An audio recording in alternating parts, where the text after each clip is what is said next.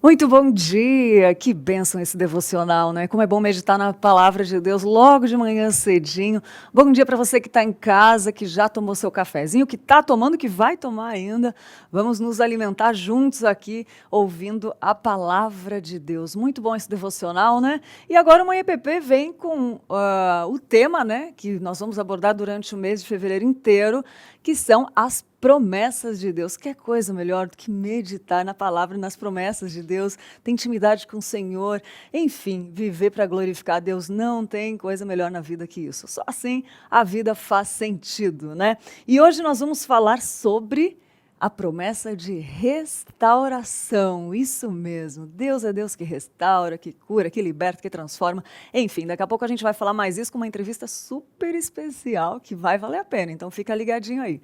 Mas antes, eu quero ler o versículo que é o tema de hoje, né? Que fala que ele enxugará dos seus olhos toda lágrima. Não haverá mais morte, nem tristeza, nem choro, nem dor, pois a antiga ordem já passou. É uma promessa que está lá em Apocalipse 21, 4. É isso aí. Por que a gente tem. Por que é bom a gente meditar nas promessas de Deus? Porque elas foram feitas por Deus, né? E porque é a nossa união em Cristo que nos dá acesso a essas promessas, né? E também porque não há nenhuma situação da vida que a gente passe que não tem uma promessa para falar ao nosso coração, né? E também para que sejamos cada vez mais aperfeiçoados com Cristo. Quero saber de onde você está nos acompanhando, de onde você está nos assistindo, então manda aqui o seu comentário. Eu vi que a Maria Goretti já está aqui, a Denilza, a Josiane e muitas pessoas acompanhando, a Solange, também a Josiane. Foi bom, né, a oração com o pastor, né, antes. E olha só, rapidinho, nós passamos pelos corredores da Igreja Presbiteriana de Pinheiros, perguntando para as pessoas se elas já tiveram experiências com Deus. E a gente quer saber o que elas falaram. Vamos ouvir. Deus, desde pequena, né, que eu conheço a Deus, sou de um lar evangélico, mas a experiência mesmo com Deus, né, veio através da vida da minha filha. E eu agradeço muito a Deus porque Deus mandou a Antonella para mudar a minha vida, né? Não podia ter filhos, era uma pessoa estéril, mas ainda assim Deus fez um milagre, né? E às vezes a gente que está num lar cristão desde pequeno, né? A gente não vivencia essas coisas, né? Mas Deus foi muito bom e através dela Deus mudou a minha vida. Bom, eu acredito que Jesus nos chama a uma vida de transformação constante, de mudanças constantes na nossa vida, através do processo de redenção que Cristo causa nas nossas vidas. Então, a cada dia, a gente, em comunhão com Deus, pode viver esse processo de mudança nas nossas atitudes, nos nossos pensamentos e nas nossas palavras, na nossa vida diária, em todas as coisas. Muito bom saber que as pessoas têm experiências com Deus, né? E é gostoso de ver esses testemunhos porque eles nos edificam a nossa fé, né? A gente fortalece a nossa fé. Dá para ver que Deus não age só na nossa vida, mas também na vida de todo o corpo de Cristo, que é a igreja, né? Muito bom. A gente vai continuar com esse quadro. A gente quer saber durante todos os programas do Manhã IPP. Então, você que é da Igreja Presbiteriana, se prepare, porque num domingo a gente vai estar lá nos corredores com o microfone perguntando para você. E obrigada para as pessoas que responderam. É muito bom ouvir esses testemunhos das experiências com Deus. Temos vários, né? É muito bom contar. E hoje, para falar sobre a promessa de restauração, nós convidamos nosso querido presbítero Eduardo Teruia. Muito bom dia, presbítero. Bom dia, Lídia. Uma satisfação muito grande, né? Poder falar de um tema tão importante, né, para a vida do cristão. Um privilégio para mim. Obrigado pelo convite. Saúdo a todos que estão nos acompanhando nessa manhã. E a promessa de restauração, né, presbítero? Que bênção, as promessas de Deus, né? Como é gostoso a gente ter isso para a vida, né? Sim, nós precisamos, na verdade, né, dessas promessas e crer nas promessas, porque o nosso Deus, ele é um Deus de promessas desde o início do relacionamento dele com o homem. Né? Então, ele já fez promessas. E mesmo depois da queda, né, vem a promessa logo em seguida em Gênesis capítulo 3, versículo 15, quando ele fala que ele enviará um Messias, né, o descendente da mulher, né, que vai esmagar a cabeça da serpente e vai, portanto, restaurar, né, a comunhão entre o Deus e o homem. Então, você percebe assim que tudo que está relacionado na Bíblia, de alguma forma, né, esse tema, a restauração, ele é um tema crucial. Eu diria até, assim, a vinda de Jesus Cristo é o ápice dessa restauração. É verdade. Nossa, presbítero, nossa, surgiram tantas perguntas aqui que eu não sabia qual que eu fazia primeiro, assim, mas eu queria que o senhor nos falasse um pouco do contexto dessa promessa, qual a importância da gente pensar nessa promessa que talvez seja, como o senhor muito bem colocou, o ápice das promessas, né? Sim. É interessante esse texto, né, que nos foi proposto hoje para falar de restauração, eu acho um texto absolutamente maravilhoso, que está lá em Apocalipse, capítulo 21, versículo 4, né? Você já leu, mas eu tomo aqui a liberdade Por de reler, favor. que diz assim: e lhes enxugará dos olhos toda lágrima, e a morte já não existirá. Já não haverá luto, nem pranto, nem dor, porque as primeiras coisas passaram. É tão bonito isso, porque, primeiro, ele fala aqui de um acontecimento nas nossas vidas que é, assim, eu acho que é uma dor assim terrível. Acho que é a pior. Que é a perda, né, de pessoas queridas. E já disseram, né, que a morte ela é algo estúpido na nossa vida, porque ela acaba com todos os seus relacionamentos, acaba com tudo que você construiu ao longo da vida, né? Então, tudo aquilo que você estudou, tudo aquilo que você acumulou de conhecimento, de repente isso cessa na morte, né? Você vai embora, ou entes queridos vão embora, e fica aquela falta, aquela dor, aquele vazio, né? Que assim, realmente é algo que não deveria existir. E é interessante que assim, o próprio Deus, essa é a nossa opinião, certo? Exatamente. De seres humanos, né? Mas essa é a opinião de Deus também. Porque a morte ela não existia antes do pecado, antes da queda. Ela é algo que é introduzido por conta da queda, né? Então, a opinião de Deus também vai nessa direção. A morte não deveria existir. Não deveria existir. E essa promessa é a promessa de Deus, né, final, aqui em Apocalipse 21, né? Todo mundo gosta do livro de Apocalipse só quando chega aqui no 21, né? O novo céu e a nova terra, né? Antes disso, o pessoal fica extremamente, assim, até com arrepios quando lê o livro, né? Até por um problema de má interpretação, né? Desse simbolismo que tem no livro, né?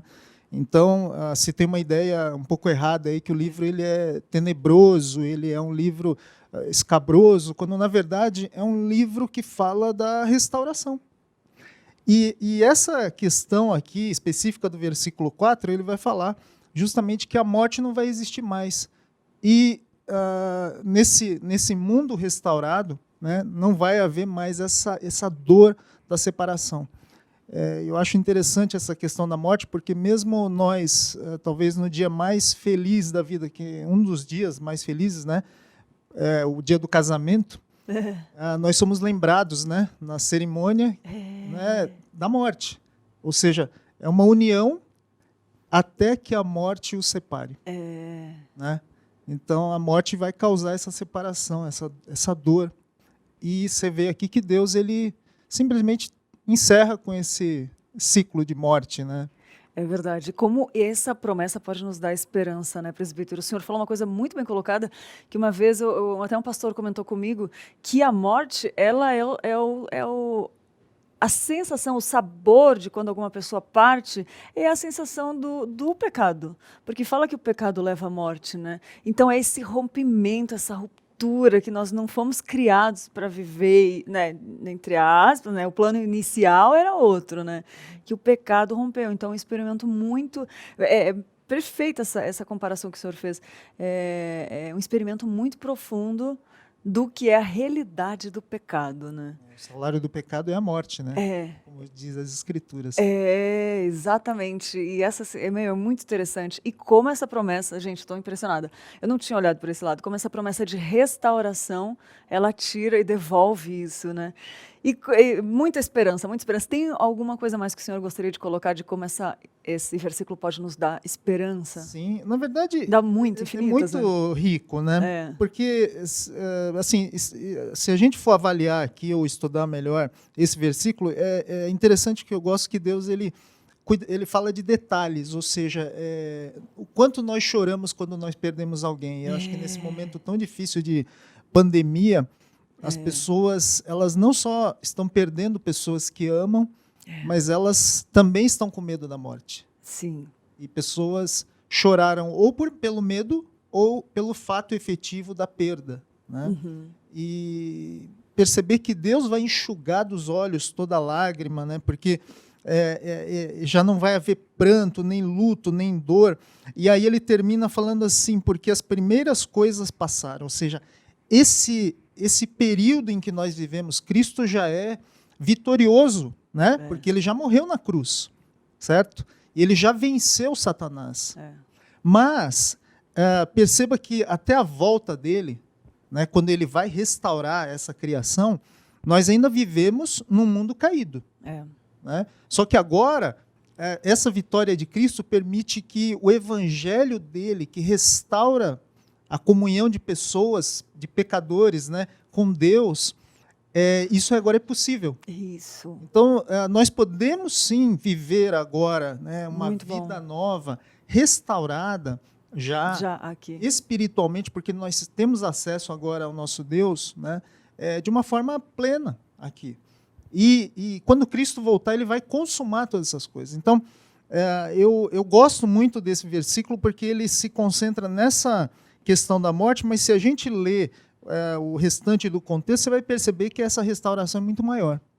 É verdade. Como é gostoso de ver a graça de Deus, né? A gente vive a glória, a gente desfruta da graça de Deus nos dias de hoje. E era isso que eu ia perguntar, né? Como que a gente pode viver agora, sendo que... Porque assim, quando acontece alguma coisa muito forte, que nem a gente perde alguém querido, né? Alguém que a gente ama, é como se quisesse que Jesus voltasse logo, e você não vê mais. Só que Deus é tão bom. Hoje de manhã eu li o devocional do Spurgeon, que fala que quando você está em situações difíceis, é como se ele põe a provação numa balança, e do outro lado o consolo, o conforto dele. Ele não deixa passar sem te dar a medida exata do consolo, do conforto, né? E aí você vê que a vida tem graça, que vale a pena, mesmo com essas situações mais terríveis da nossa vida, você consegue viver, desfrutar da graça, da glória de Deus manifestada aqui, se alegrar de novo, viver a vida, né? Tem propósito, né? E eterno, não acaba aqui. Então, que esperança boa, né, presbítero? Que isso pode nos trazer, que nos traz. E assim, nós somos felizes porque nós temos essa promessa gloriosa que um dia nós estaremos face a face com Cristo, né, e viveremos por toda a eternidade, assim. Você me perguntou uma coisa interessante, né? Como a gente pode viver aqui, né? Essa promessa maravilhosa. Eu sempre gosto de dizer que o segredo da vida cristã é você, sabendo disso, que um dia nós estaremos face a face com Deus.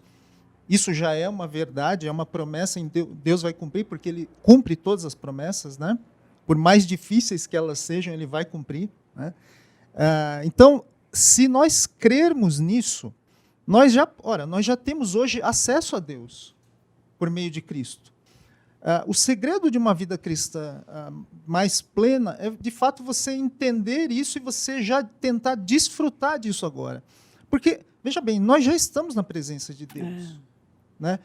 Quando a gente lê Apocalipse, no Novo Céu e Nova Terra, a gente vai entender que Deus vai ser tudo para nós.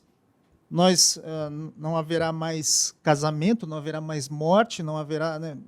A minha esposa particularmente fica triste com essa Acho que casamento. Todas né? as esposas. Mas, enfim, como diz, né, o próprio apóstolo Paulo fala isso, mas eu acho que a grande questão é que se nós conseguirmos viver hoje, já na presença de Deus, porque nós estamos na presença de Deus, mas se Deus já for tudo para a gente hoje, a gente conseguir, enfim, assim, nós somos muito apegados a esse mundo, né? Se nós conseguirmos gradativamente, crescendo espiritualmente, nos desapegarmos, né? Eu não gosto muito desse termo porque parece algo meio, sei lá, de outras religiões orientais, tá? Sim. Mas é um fato que isso existe. Nós somos egoístas porque nós queremos as coisas desse mundo para nós, né?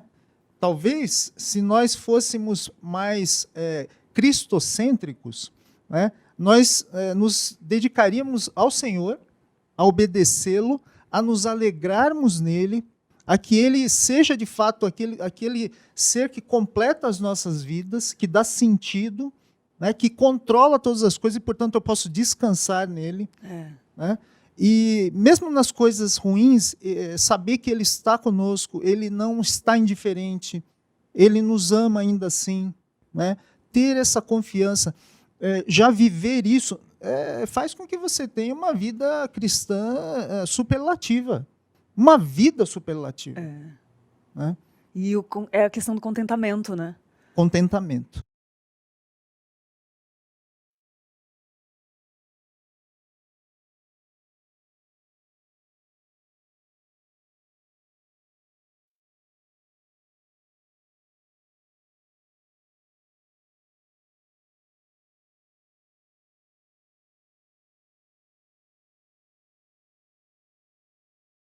Leu aqui o versículo 4, que fala dessa restauração, mas ele está falando especificamente aqui do assunto da morte.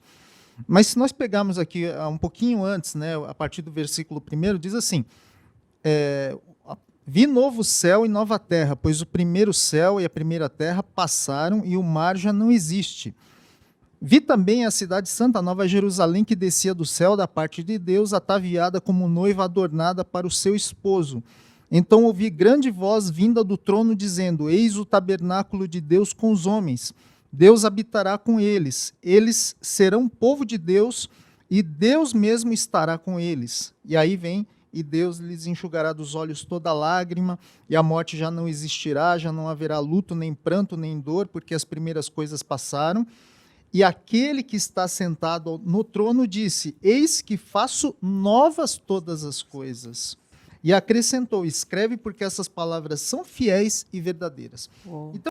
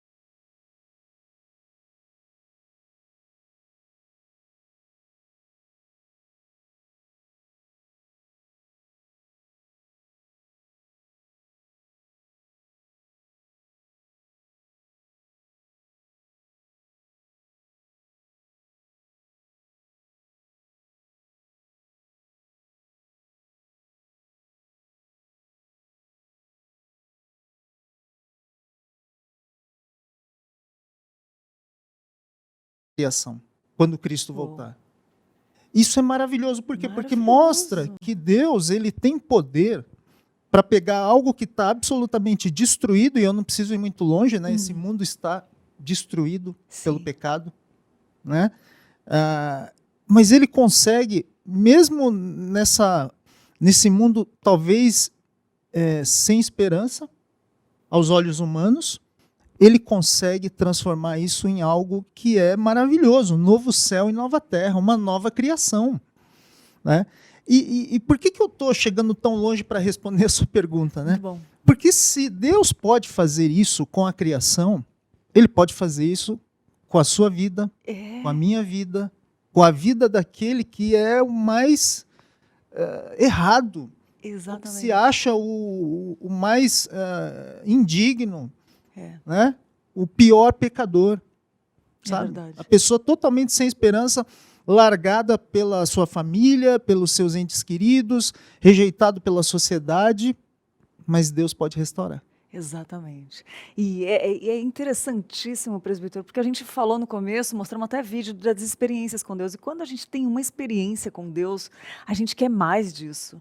A gente fala, uou, eu acho que a melhor experiência do ser humano, indescritivelmente, é uma experiência com Deus. Tem uma frase no mundo que fala que enquanto a vida é esperança, né? E eu acredito que para Deus é isso, não há nada impossível para Deus, e como isso pode nos trazer esperança para o dia a dia, né? Sim, sim, totalmente. E mais que isso, toda vez que eu olho para alguém que se acha assim, fala assim, não, eu sou muito errado, para mim não tem mais jeito. Deus gosta desse também, né? Quando eu leio Apocalipse 21, né, eu falo assim, Deus pode. Pode. Ele pode tudo. Tudo. E ele trouxe tudo, né, veio a existir a partir da palavra, do poder da palavra, né? Absolutamente do nada. Então ele pode restaurar. Exatamente. E uma coisa que a gente já comentou aqui, que eu acho interessante, que ontem nós falamos sobre a promessa de provisão, né? E o senhor você colocou muito bem colocado, lá na frente. Eu brinquei ontem com o pastor César, Paulo Sérgio, que Deus guardou a melhor parte lá para frente, né? Ele falou, mas já tem a melhor parte aqui também, né? Sim. Mas é que eu falei a melhor parte na minha visão de sem pecado, sem choro, sem lágrima, que é melhor do que essa luta da carne com o espírito aqui, né? Sim. E aí, como é interessante a gente ver que dá para ser feliz agora e Deus está conosco nos cuidando, mesmo com essa luta da carne com o espírito, nas provações, Ele vem com a graça, enfim, mas eu vi uma frase sobre santidade, que se a gente não tem prazer na santidade aqui, a gente não vai ter prazer lá na frente, né? Porque, na verdade, a santidade é essa sua relação, né, de você levar Deus a sério e obedecê-lo, abandonar hábitos antigos e você, portanto, se despojar do velho homem e se revestir do novo homem, né? Se isso não é importante na sua agenda hoje, talvez você não tenha entendido ainda muita coisa que Cristo falou. Boa. Então talvez você não esteja seguindo. Né? Isso é preocupante, porque, primeiro, será que houve mesmo o novo nascimento?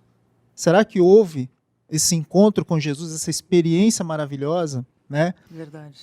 Ou houve, porque não nos cabe também ficar julgando pessoas. Porém, essa pessoa ela está absolutamente desorientada e é por isso que o discipulado é tão importante.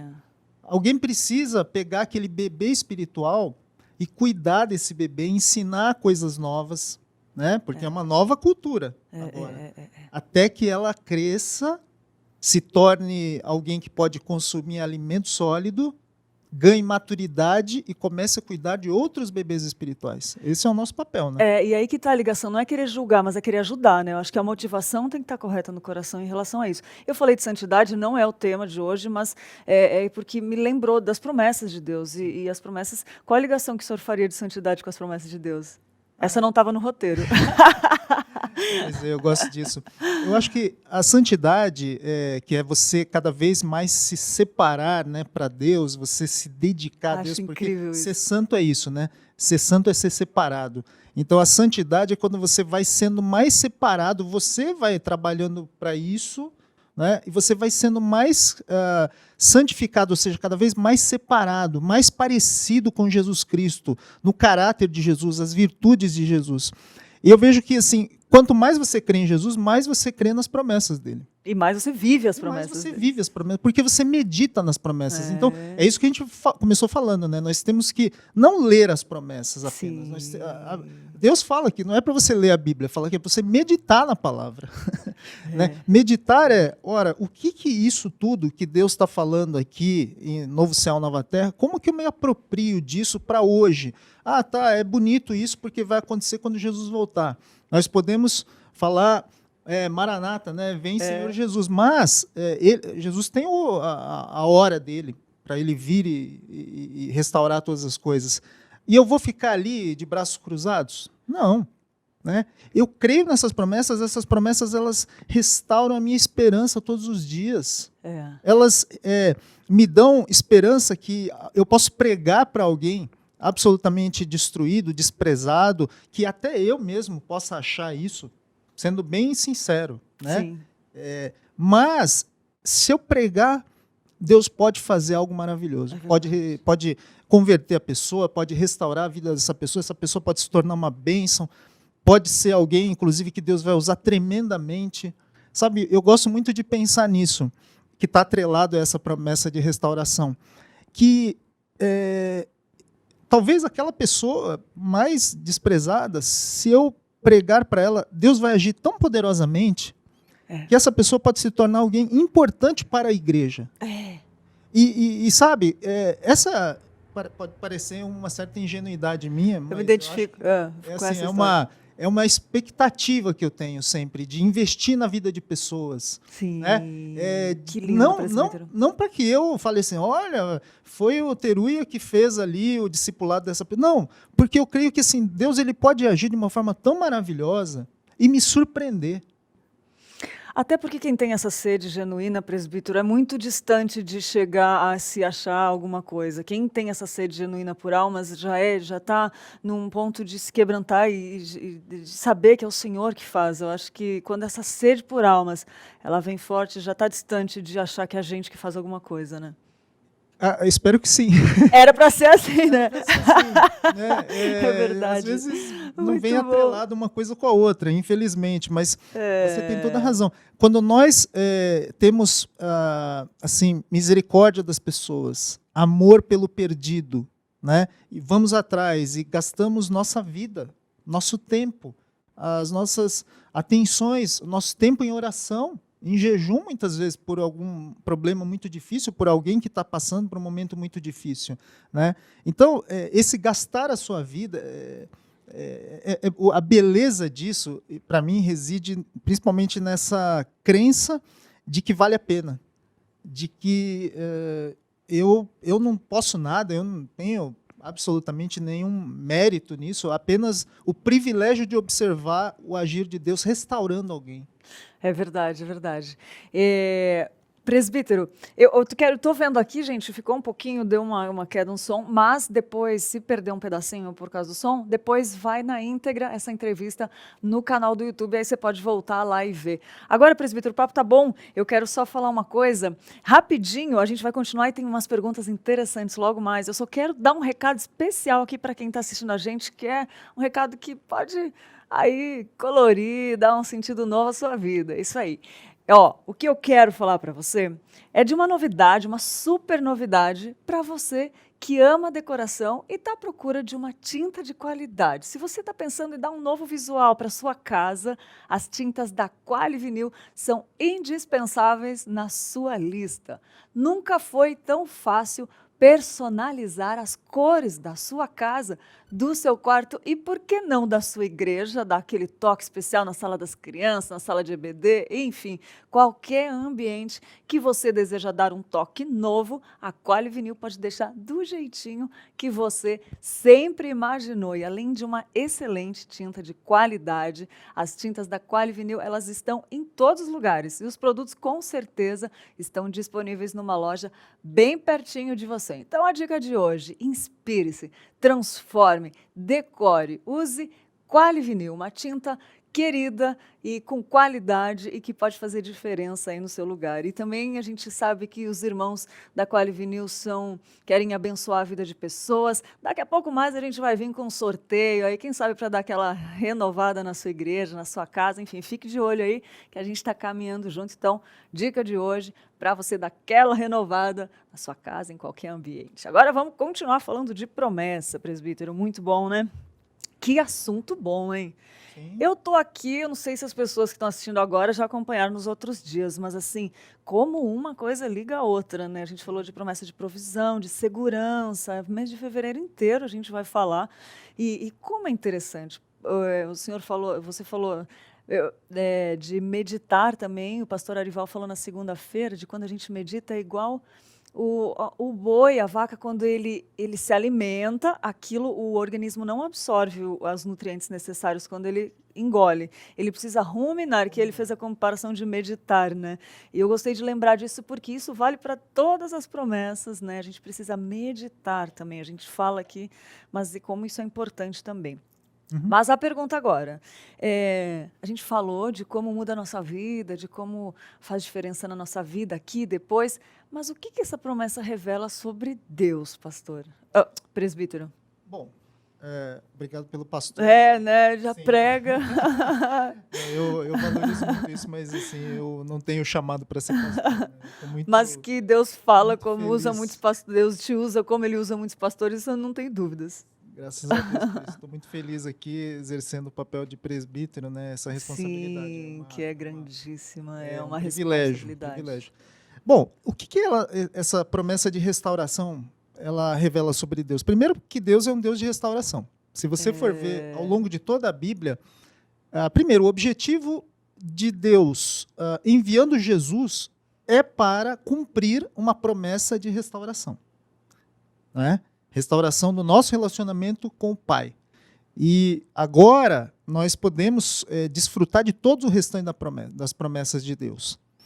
Também nós observamos que ao longo de todo o Antigo Testamento tem aquela relação sempre conturbada, né, de Israel com Deus.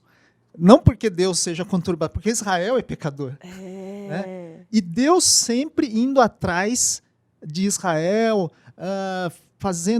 tendo misericórdia, paciência tremenda, né? Imagina ali aquele povo no deserto, murmurando, mesmo recebendo bênção atrás de bênção, tendo visto Deus abrir o mar vermelho e eles passarem a pés enxutos, ou seja, eles viram coisas sobrenaturais que nós não vimos, e mesmo assim, para você ver o tamanho da incredulidade do ser humano. Né? Aquilo eu não atribuo apenas a Israel, eu atribuo a mim.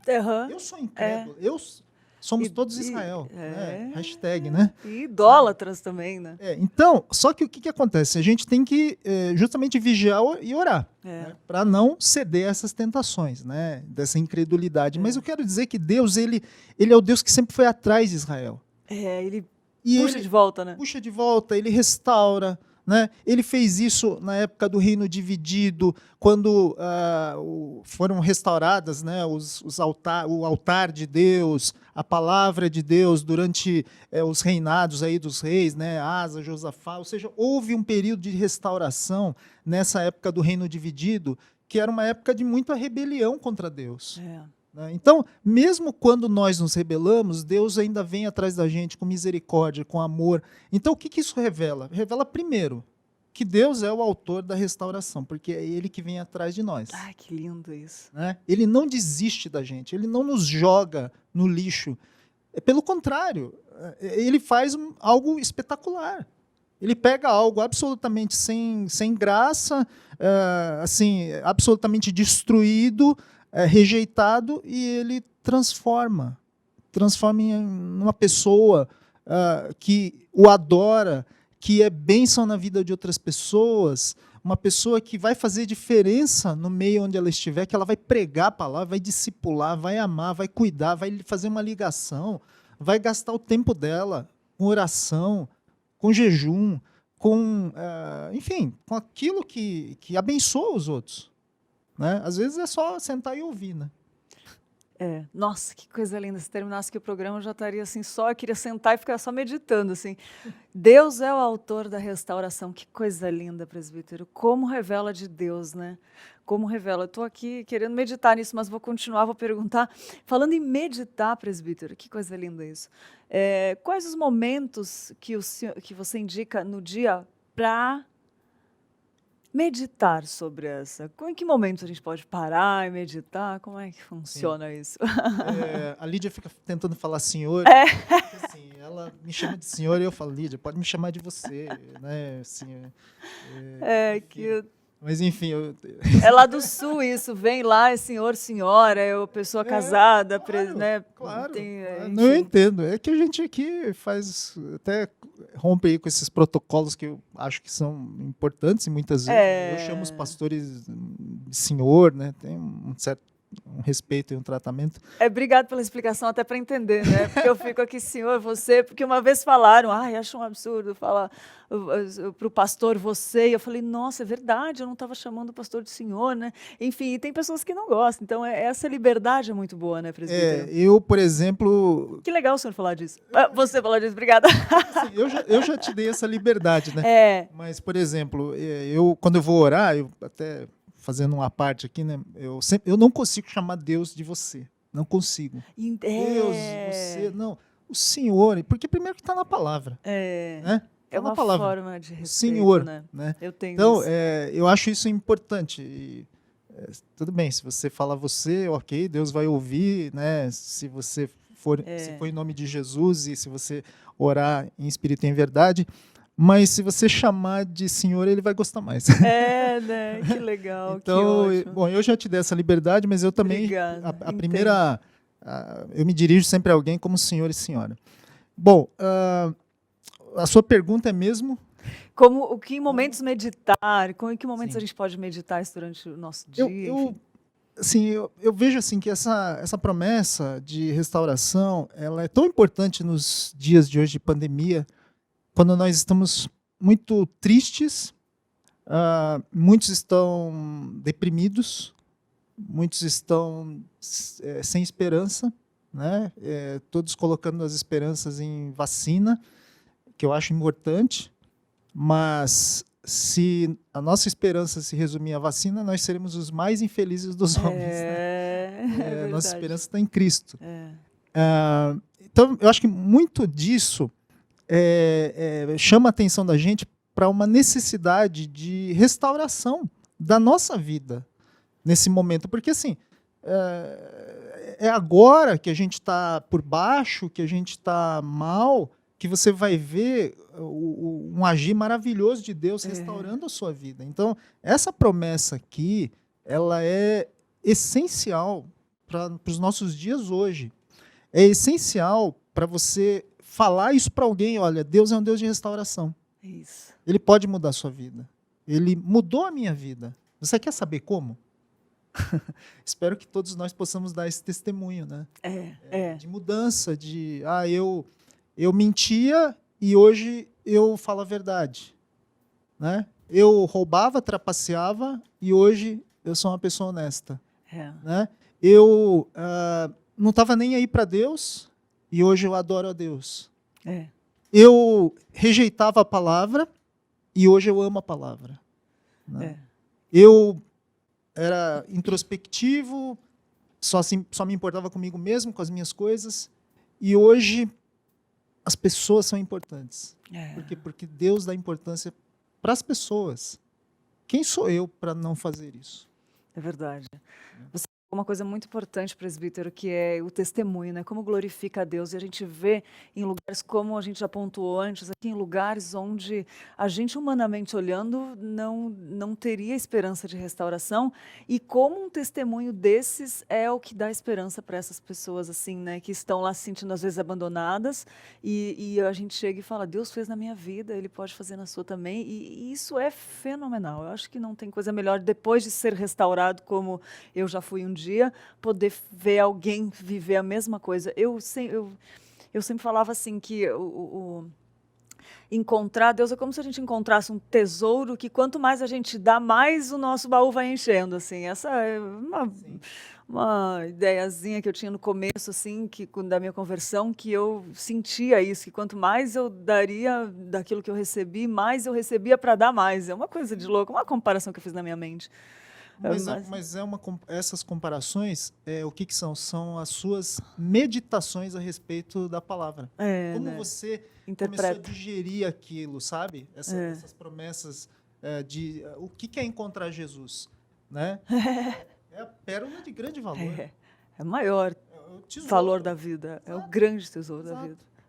É muito gostoso isso. E promessa, né? Restauração.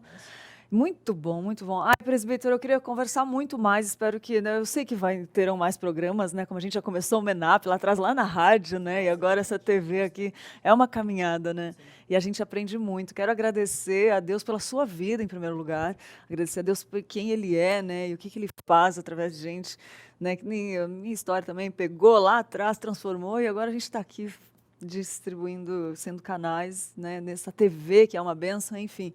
Nós não somos nada. Eu espero que a palavra fique, né, no coração das pessoas, mas quero pedir para o senhor deixar uma mensagem para quem está nos assistindo ou vai assistir futuramente, já agradecendo muito por ter aceitado nosso convite. Eu que agradeço, Lídia, por esse privilégio tremendo de poder, com você e com as pessoas que estão nos acompanhando, que irão nos acompanhar, né, compartilhar esse trecho da Palavra de Deus, um trecho tão maravilhoso que fala, que reforça esse caráter de restauração, do nosso Deus ser um Deus de restauração. Então, que nós creiamos nessa promessa, que nós meditemos nisso, que nós nos apropriemos dessa promessa, vivamos essa promessa, principalmente naqueles dias mais tenebrosos, naqueles dias em que nós, mesmo nós ficamos assim pensando, falando, nossa, eu acho que eu estou numa situação que agora realmente nada mais vai conseguir resolver. E Deus pode restaurar tudo, né? Principalmente, por exemplo, você pode estar com um problema de relacionamento conjugal. Ah, será que Deus pode restaurar? Pode. Pode fazer ainda ser melhor do que era antes, né? Eu estou quebrado financeiramente, né? Será que existe esperança? Sim, desde que você não deposite, né, a sua confiança só no dinheiro pura e simplesmente, mas que seja algo, assim, um meio, né, para você abençoar você, pessoas ao seu redor, né? Deus pode restaurar, sim. E eu creio que, assim, se a gente meditar nessas promessas de Deus, se a gente meditar nessa promessa de restauração, você sempre vai acreditar que nenhuma situação é perdida e que Deus não possa resolver. Então, o recado eu acho que é esse. Essa promessa de restauração, ela está comigo o tempo todo, né? Ela protege os meus pensamentos, ela me protege de ceder a circunstâncias difíceis, a falta de esperança, a falta de fé, né? Ela me protege. É isso que a palavra faz quando os nossos pensamentos são renovados, né? Quando nós cremos na palavra, como diz lá Romanos capítulo 12, versículo 2, né? Nós temos que renovar a nossa mente, nós temos que ser transformados pela renovação da nossa mente. E isso vai nos proteger nos dias difíceis. Nós vamos continuar crendo, nós vamos continuar orando, nós vamos continuar pregando, nós vamos seguir na vida, mesmo nesse deserto que é esse mundo que nós vivemos, fazendo um paralelo, porque Deus fez o povo chegar na Terra Prometida, nós chegaremos nessa nova Jerusalém, né? Nesse novo céu e nova terra. Que então, coisa linda. Nós chegaremos. Essa é a promessa e eu creio nisso. Então, creiam nisso também. Amém. Que coisa linda, presbítero. Você tocou num ponto muito interessante, que é a gente sempre tem um problema, a gente sempre tem problemas, né? E como essa palavra deu esperança, e esse é o propósito desse programa, de falar das promessas de Deus. E eu creio, assim, presbítero, muito forte, que esse programa falou muito ao meu coração, como todos falam. A gente brinca aqui, quem apresenta, quem faz aqui, que quando a gente faz um roteiro, primeiro fala o nosso coração, primeiro começa a tratar na gente. E eu creio que, assim como essa mensagem que o senhor falou, nós temos nossos problemas, a gente acha que está tudo bonitinho aqui, não, mas nós temos problemas. E essa promessa vem nos dar esperança para os nossos problemas de hoje, aquilo que você está passando aí. Eu creio que se aconteceu comigo, se falou ao meu coração, também falou com você que está em casa. Tem gente até de Roma assistindo a gente, que é 14 horas lá, e ela falou aqui, deixa eu ver, cadê a Josiane, né? Falou que vai almoçar, que está assistindo de Roma, mas a gente recebe um feedback que fala, né? Então, assim, eu creio e espero que isso tenha, né, falado ao seu coração também, porque é algo maravilhoso poder meditar na palavra, nas promessas de Deus. E aqui, ó, quero só ler rapidinho A Wanda falou, bom dia, presbítero Teru e a paz, gostei do tema da semana, muito assertivo. Glória a Deus por isso, né? A Rita está aqui, a Josiane, a Lise Toledo, a Lise daqui da igreja, a Gladys também, a Maria de Lourdes, que falou do devocional do pastor Marcos, e a Josiane. A Vitória também falou, é tão bom ser lembrado que nossa esperança está em Cristo, não há dificuldade que não possa ser superada nele. Amém. Muito bom, né? Presbítero, belíssima mensagem final, falou demais comigo, não só a mensagem final, todo o programa, e até a próxima, muito obrigada. Obrigado. Que bom, agora a gente vai, sabe o que, presbítero? A gente vai lembrar da conferência que falou, cheios do Espírito Santo, foi boa essa conferência, excelente, né? E essa semana a gente está relembrando de alguns momentos, e agora a gente vai relembrar da entrevista do reverendo Augustus Nicodemos. Então a gente vai ver e daqui a pouco volta com dica de livro e fala comigo que a gente responde as perguntas aqui. Então vamos dar uma olhada na entrevista que vale a pena rever com o reverendo Augustus Nicodemos.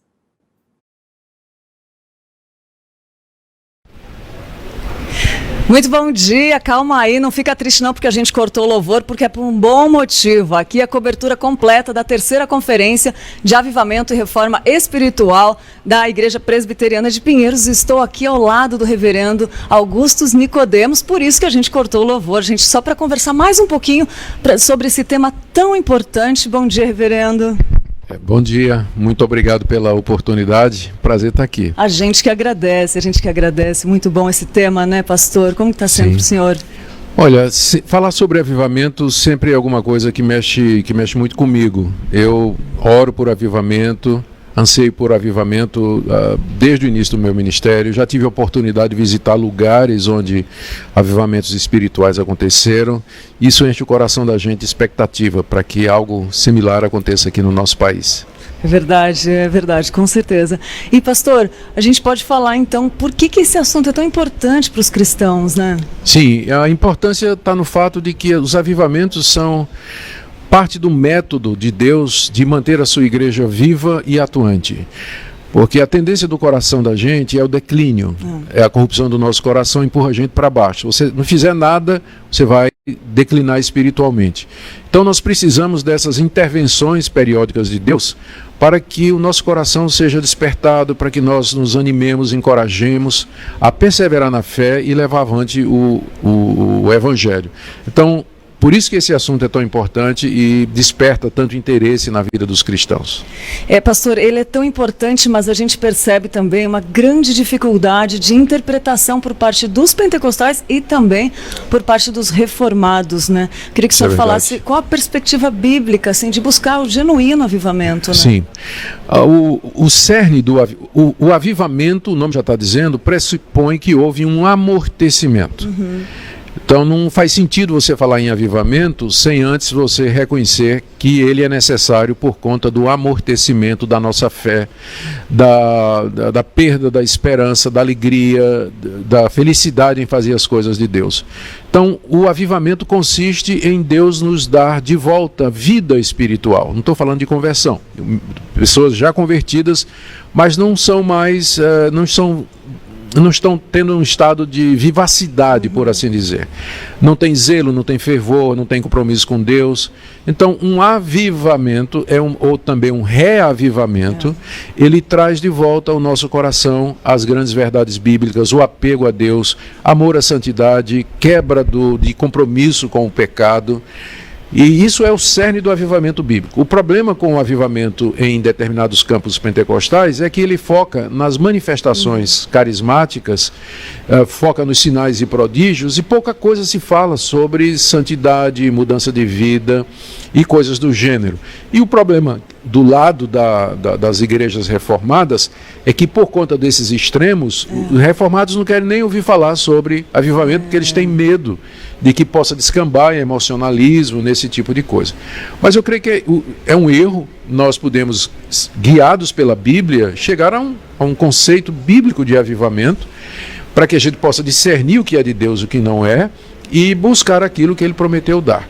Daí então a importância do modelo bíblico e a importância de um evento como esse, onde esse modelo bíblico ele é ensinado e ele é transmitido para todo mundo que nós podemos alcançar com o evento. Fenomenal, muito bom, pastor. E o senhor comentou agora até que é certo que tivemos avivamentos no Antigo Testamento, né? Eu queria perguntar para o senhor qual a diferença dos avivamentos para o Antigo para o Novo Testamento. Basicamente nenhuma. Porque a gente percebe que no Antigo Testamento o que havia era a intervenção de Deus no reino de Judá, quando a verdadeira religião estava sendo esquecida. O primeiro grande avivamento do Novo Testamento é no dia de Pentecostes, exatamente quando os judeus também já tinham se afastado de Deus. Eles tinham uma esperança errada, messiânica, uma expectativa escatológica equivocada. O judaísmo do Antigo Testamento, que foi dado por Deus no período de Jesus, que é quando acontece o dia de Pentecostes, já tinha virado uma religião legalista. Então, no dia de Pentecostes, Deus renova o seu povo, 3 mil judeus se convertem, eles entendem quem é o Messias, eles percebem o erro deles, e é a mesma coisa, você vê que é o mesmo padrão que houve no Antigo Testamento, não é? Eles abandonaram o legalismo, abandonaram as práticas errôneas, o farisaísmo, e se tornaram os discípulos de Jesus, o Messias. Então é o mesmo padrão. Deus visita o povo se quebranta, se arrepende, volta para a verdade, persevera nela, há o declínio espiritual, aí Deus de novo tem que agir e atuar para trazer sua igreja de volta. Que coisa linda ver que Sim. Deus trabalha de diversas formas, da mesma forma, enfim, que não é diferente, né? Pastor, no seu livro, esse daqui, Pentecostes e o Crescimento da Igreja, o senhor fala que muitas pessoas, por lecionar durante muito tempo, te veem como um teólogo de gabinete, né? Sem Sim. saber da sua paixão por missões, do seu envolvimento com missões. Eu queria que o senhor contasse um pouco pra gente sobre sua história, um pouquinho assim, sobre esse envolvimento de missões. Desde que eu me converti em 1977, eu tinha 23 anos na época, e foi conversão e chamado. E eu não consegui nem terminar o curso universitário que eu fazia, já tinha feito engenharia elétrica, estava fazendo desenho industrial, tal a paixão e o desejo que eu tinha de evangelizar. Então, comecei evangelizando os pescadores na zona norte de Recife, na cidade de Olinda. Depois fui para o interior de Pernambuco, entre os plantadores de cana, para pregar o evangelho, lá onde passei durante algum tempo. Depois de volta para o Recife, plantei 2 igrejas no meio do pessoal viciado em drogas, a turma rato de praia que a gente chamava, não é? Então até hoje essas igrejas estão lá, saíram pelo menos 12 pastores de lá para a igreja presbiteriana. Depois eu senti o chamado para me dedicar mais à docência, fui estudar na África do Sul, mas nem mesmo assim eu deixei lá de ter amor por missões, não é? Começamos um trabalho com alguns indianos e depois com alguns africanos que estavam perto da nossa casa. De volta para a primeira igreja presbiteriana do Recife, onde eu servi como pastor, começamos um ministério rumo ao sertão, envolvido com, não o ministério rumo ao sertão, mas o ministério de abençoar esse projeto rumo ao sertão, que é do pastor Marcos Severo.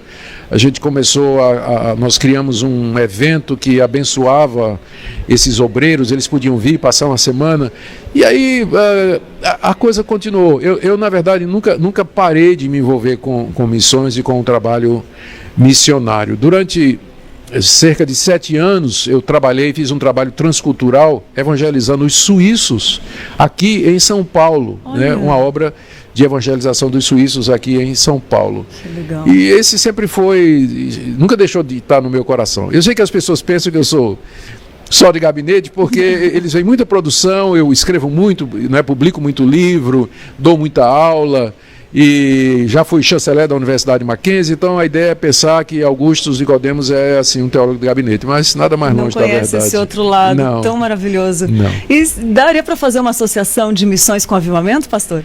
Sim, missões, elas podem acontecer normalmente pelo Deus usando os meios que Ele próprio estabeleceu. Mas quando há um avivamento espiritual, o interesse por missões sobe exponencialmente. Nós vemos isso nos grandes avivamentos espirituais acontecidos nos Estados Unidos, que geraram o movimento missionário e as missões de fé. Nós vemos isso na Coreia, no grande avivamento coreano, início do século passado, que fez com que a Coreia se tornasse a nação que mais envia missionários no mundo, mais inclusive do que os Estados Unidos. Então, há essa ligação profunda entre avivamento e missões. Onde há um avivamento espiritual, com certeza vai haver um despertamento para a obra missionária. Que coisa linda. E se o senhor pudesse indicar algum dos avivamentos para quem nunca estudou avivamento e quer se aprofundar mais para conhecer, para entender, qual o avivamento que o senhor indicaria? Eu indicaria o grande avivamento do século XVIII, que às vezes é chamado o primeiro grande despertamento. Ele aconteceu na Europa, sob a liderança de George Whitefield e John Wesley, e nos Estados Unidos, nas colônias britânicas, através do ministério de pessoas como Jonathan Edwards, que é conhecido não somente pela sua grande obra como pastor, mas também considerado um dos maiores filósofos dos Estados Unidos. Então, o século XVIII, para mim, é o século predileto na área de avivamento. Então, esses dois, um acontecido na Europa, Inglaterra, País de Gales, Escócia, Irlanda, e outro nos Estados Unidos, nas 13 colônias britânicas. Eles representam, para mim, o padrão e o ideal do que seria um avivamento que nós gostaríamos que acontecesse em nossos dias. É o seu preferido também? São seus preferidos, os dois. Porque eles aconteceram ao mesmo tempo, não é? Que demais, Sim. que demais. Reverendo, muito bom conversar com o senhor. Eu sei que tem pessoas do mundo inteiro nos assistindo, do mundo inteiro. Recebemos um feedback, a IPPTV tem sido uma bênção de transmissão dessa mensagem que os senhores têm pregado. E eu queria pedir para o senhor deixar uma mensagem para todas essas pessoas que estão assistindo. E a gente tem recebido um feedback de quem falado muito aos corações. A expectativa nossa é ardente para que realmente haja um avivamento. E eu queria que o senhor usasse esse momento para falar com essas pessoas que estão nos ouvindo. Certo. Em primeiro lugar, muito obrigado aí pela sua audiência, obrigado porque você assiste e segue a Igreja Presbiteriana de Pinheiros, e dizer que esse é o momento que nós precisamos orar a Deus por um grande despertamento espiritual que seja realmente bíblico e que traga uma mudança, uma reforma profunda na igreja brasileira, tão carente e tão assediada por falsos profetas, teologias falsas como a teologia da prosperidade. Precisamos de fato de uma grande mudança, e um avivamento espiritual com certeza trará isso. Então vamos orar por isso diante de Deus. Amém, amém, amém. Reverendo, muito obrigada por dedicar seu tempo. Eu sei que o senhor daqui a pouco já está voando rapidinho, com pouco tempo, né? Mas obrigada mesmo por dedicar esse tempo a nós, falar e responder as nossas perguntas. Alegria nossa, prazer nosso. Deus abençoe. Muito obrigado. Amém, amém. Muito obrigada, que bom. Amém.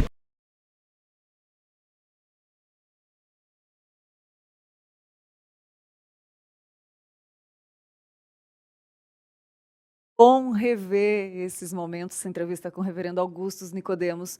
Que gostoso, né? Eu tô vendo aqui que tem bastante pessoas assistindo. A Ieda pediu oração de avivamento espiritual e livramentos. Ieda, vou orar por você, tá? Que eu tenho orado por isso. Vou colocar você nas minhas orações e por mais pessoas. Eu desejo, eu espero que juntos Deus une essas pessoas que desejam esse avivamento, né? Vamos lá! Tá correndo aqui, mas eu quero falar rapidinho da dica de livro de hoje. É Promessa do Futuro, vai aparecer aí na sua tela. E só para ficar a dica de livro de hoje, Promessa do Futuro. Pega aí, que depois a gente comenta, pode buscar no Google lá uma descrição dessa, porque eu não posso deixar de dar parabéns para quem está de aniversário hoje, né? Dia 12 de fevereiro. Vamos lá, os aniversariantes do dia.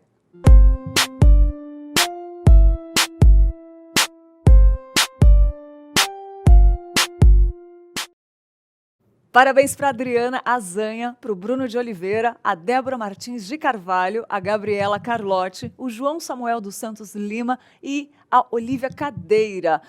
Sabadão, amanhã, né? Hoje sexta-feira, a gente dá parabéns para os aniversariantes de amanhã, dia 13. A Adjane Bernardo, a Edilene Luft, Eliane Figueiredo, também a Eliane Maria Aere, a Jamin Carneiro, Leandro Ortega, o Marcos Rodrigues, a Vanessa Correia, Viviane Valverde, que estão de aniversário amanhã, sabadão. E no domingo, parabéns para Ana Carolina Ribeiro, José Augusto Brito, a Larissa Nikolaev, o Marcelo Coutinho e a Renata Blini. Feliz aniversário, que Deus abençoe muito vocês. E sextou, né? Sexta-feira, amanhã é sabadão, final de semana chegando. Lembrando que segunda-feira eu estarei de volta aqui falando de mais promessas de Deus, que eu creio que vai edificar muito a sua vida. Obrigado pela sua companhia, pelo seu carinho, pela sua atenção, pelas suas mensagens. E vamos juntos para glorificar o nome do Senhor. Até segunda-feira, fiquem com Deus. Tchau, tchau.